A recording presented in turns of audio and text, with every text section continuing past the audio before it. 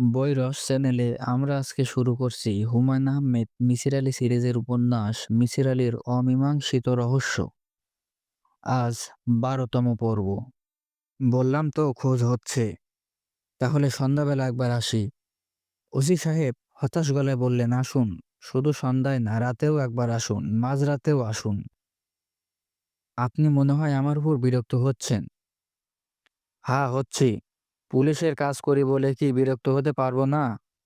অনেক আজব চিড়িয়া আমি আমার জীবনে দেখেছি, আপনার মতো দেখিনি। আপনার বিরক্তি উৎপাদন করেছি বলে দুঃখিত। শুধু বিরক্তি না ভাই, আপনি আরো অনেক জিনিস উৎপাদন করেছেন, তার মধ্যে রাগও আছে। নেহায়েত হোম ডিপার্টমেন্টের চিঠি আছে বলে কিছু বলিনি। মিসির আলী হাসলেন। ওসি সাহেব তীব্র গলায় বললেন, হাসছেন কেন? মিসির আলী বললেন, আর হাসব না, তবে আমি হাসব। সন্ধ্যা ৭টার দিকে হাসব। Doctor Moshfiqur Rahman, MRCP, professor, PG হাসপাতাল। ওসি সাহেবের মতোই বিরক্তি চোখে তাকিয়ে আছেন। ডাক্তারদের সময়ের দাম আছে। সেই দামি সময়ের অংশ নিতান্তই অকারণে কাউকে দিয়ে দেওয়া যায় না। মুশফিকুর রহমান সাহেবের ধারণা, মিসির আলী নামের মানুষটি নিতান্তই অকারণে সময় নিচ্ছে। তাকে ঘাড় ধাক্কা দিয়ে বের করে দেওয়া উচিত, কিন্তু দেওয়া যাচ্ছে না। সভ্য সমাজের অনেক অভিশাপের মধ্যে একটা অভিশাপ হচ্ছে, যা করতে ইচ্ছে করে তা করা যায় না। ডাক্তার সাহেব বললেন, আপনাকে যা বলার তা তো বলেছি, তারপরেও বসে আছেন কেন? এক্ষুনি চলে যাব, শুধু একটা জিনিস জানার বাকি। ওসমান গনি সাহেব কি কখনো কোনো সাইকিয়াট্রিস্টের কাছে গিয়েছিলেন? আমি জানি না, আর জানলেও আপনাকে বলতাম না। ডাক্তারদের কিছু এথিক্যাল কোর মানতে হয়। রোগীর রোগ সম্পর্কে অন্য কাউকে তথ্য না দেওয়া হচ্ছে এটি তার একটি। কারো কি অসুখ তা আমি অন্যদের বলবো না। কেন বলবেন না? ব্যাধি তো গোপন রাখার বিষয় নয়। দেখুন মিসির আলী সাহেব, আমি বুঝতে পারছি আপনি মানুষটি তর্কে পটু। আমি আপনার সাথে তর্কে যেতে চাচ্ছি না। ওসমান গনি সাহেবের ব্যক্তিগত চিকিৎসক হিসেবে তার সম্পর্কে আমি যা জানি আপনাকে বলেছি। এর বেশি কিছু জানি না।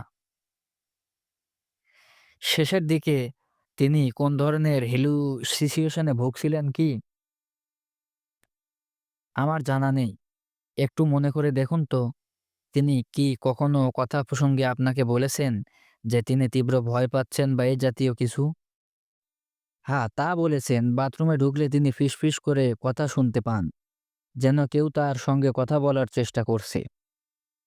বাচ্চা ছেলের গলা তার নাম ধরে ডাকতো, দুঃস্বপ্ন দেখতেন। তিনি একবার জানতে চাইলেন, কেন এরকম হচ্ছে? উত্তরে আমি তাকে তাকে কি বলেন? আমি বলি, অতিরিক্ত টেনশনে এরকম হতে পারে। আমি তাকে টেনশন কমাতে বলি। তাকে ঘুমের ওষুধ দেই। কি ওষুধ দেন? এটা কি আপনার জানতে হবে? হ্যাঁ, জানতে হবে। ডাক্তার সাহেব খসখস করে কাগজে ওষুধের নাম লিখে মিসির আলির দিকে বাড়িয়ে দিলেন। শুকনো গলায় বললেন, এই ওষুধটা দেই। আর কিছু জানতে চান? এই ওষুধ কিভাবে কাজ করে, কিভাবে নার্ভ শান্ত করে, এ জাতীয় কিছু?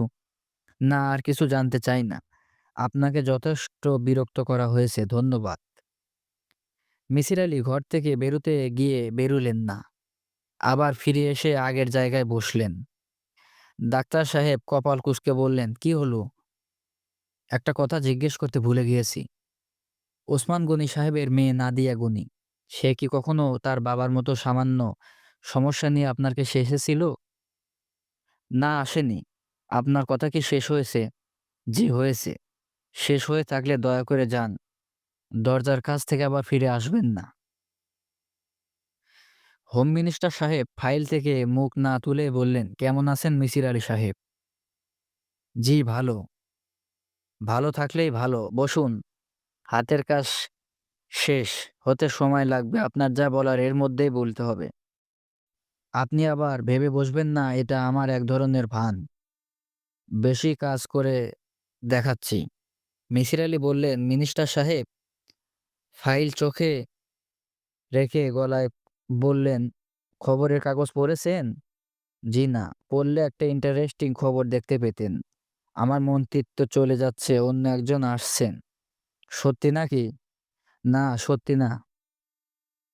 কিন্তু আমাদের দেশের লোকজন খবরের কাগজে যা পড়ে তা বিশ্বাস করে। সবাই ঘটনা সত্যি বলে ধরে নিয়েছে। সে কারণেই আজ আমার কাছে দর্শনধারী নেই। অন্যদিন ওয়েটিং রুম মানুষ গিজগিজ করত, আজ শুধু আপনি এসেছেন। খবরের কাগজ পড়েননি বলে এসেছেন। পড়লে হয়তো আসতেন না। এখন বলুন কী ব্যাপার?" "একটা পুরনো জিডি এন্ট্রি আমার দেখা দরকার। থানার সঙ্গে যোগাযোগ করেছি। তারা বলছে পাওয়া যাচ্ছে না।"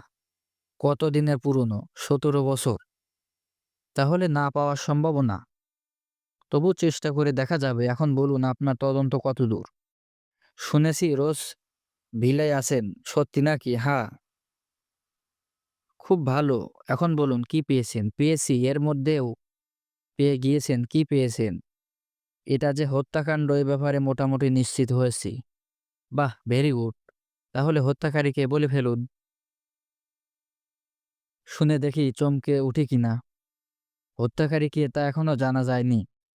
হোম মিনিস্টার ফাইল বন্ধ করে সিগারেট ধরাতে ধরাতে বললেন, "ছোটবেলায় ডিটেকটিভ বই খুব পড়তাম, এখনো পড়ি। একটা খুন হয়, বাড়ির সবাইকে খুনি বলে সন্দেহ হতে থাকে। যার উপর সন্দেহ সবচেয়ে কম দেখা যায় সেই খুনি। আপনি ওই পদ্ধতি ব্যবহার করে দেখুন না কেন? এই মুহূর্তে কার উপর আপনার সবচেয়ে কম সন্দেহ হচ্ছে?" মিসির আলি কিছুক্ষণ চুপ করে বললেন, "এই মুহূর্তে সবচেয়ে কম সন্দেহ হচ্ছে আপনার ওপর।" হোম মিনিস্টার তীক্ষ্ণ গলায় বললেন, "তার মানে? আপনি কি রসিকতা করার চেষ্টা করছেন?" "জি না স্যার, আমি রসিকতা করার চেষ্টা করছি না। ওসমান গনির পরিবারের সঙ্গে আপনি পরোক্ষভাবে হলেও জড়িত। এই পরিবারের সঙ্গে আপনার স্বার্থ জড়িত। ওসমান গনি আমার ছেলেবেলার বন্ধু। মাঝে মাঝে ওর বাড়িতে গান শুনতে যেতাম। এর ভেতর স্বার্থ কি আছে? আপনি আপনার মেজো ছেলেকে নাদিয়ার সঙ্গে বিয়ে দেবার চেষ্টা অনেক দিন থেকেই করেছেন। নাদিয়া রাজি হচ্ছে না বলেই বিয়েটা হচ্ছে না। বন্ধুর কন্যার সঙ্গে ছেলের বিয়ে দেওয়ার ইচ্ছেটা কি দোষের কিছু?" "মোটেই দোষের কিছু নয়, বরং এটা স্বাভাবিক। আমি কিন্তু দোষের কিছু বলিনি। আমি শুধু বলেছি পরিবারের সঙ্গে আপনার স্বার্থ জড়িত। পরোক্ষভাবে হলেও জড়িত। কাজেই এই পরিবারের একটা হত্যাকাণ্ড ঘটলে আপনার কথা ভাবা হবে। আপনাকে বাইরে রাখা হবে না। আমি যে নাদিয়ার সঙ্গে আমার ছেলের বিয়ে দিতে চেয়েছি এটা আপনাকে কে বলল? নাদিয়া?" "জি না, সে বলেনি। নাদিয়ার সঙ্গে আমার কথাবার্তা খুবই কম হয়। সে বিব্রত বোধ করতে পারে বলে এই প্রশ্ন তাকে করিনি।" "তাহলে আপনি কার কাছ থেকে এই তথ্য জানলেন? এটা কি কোনো গোপন তথ্য? কেউ জানবে না। বিয়ের আলোচনা কেউ গোপনে করে না। তাছাড়া আপনার ছেলেও অযোগ্য ছেলে না, খুবই যোগ্য ছেলে।" "কি করে জানেন?" "আমি আপনার ছেলের সঙ্গে কথা বলেছি।" "আই সি, আপনি চষে ফেলছেন। গুড। চা খাবেন? খেতে পারি।" মিনিস্টার সাহেব চায়ের কথা বলে মিসির আলির দিকে ঝুঁকে এসে নিচু গলায় বললেন, "আপনার কথা সত্যি। আমার স্বার্থ আছে, ভুল বললাম। স্বার্থ একসময় ছিল, এখন নেই। একসময় আমার ছেলেকে বিয়ে দিতে চেয়েছিলাম, ওসমান গনি অনেক অনুরোধ করেছি। সে কখনো হ্যাঁ বলেনি, আবার কখনো নাও বলেনি।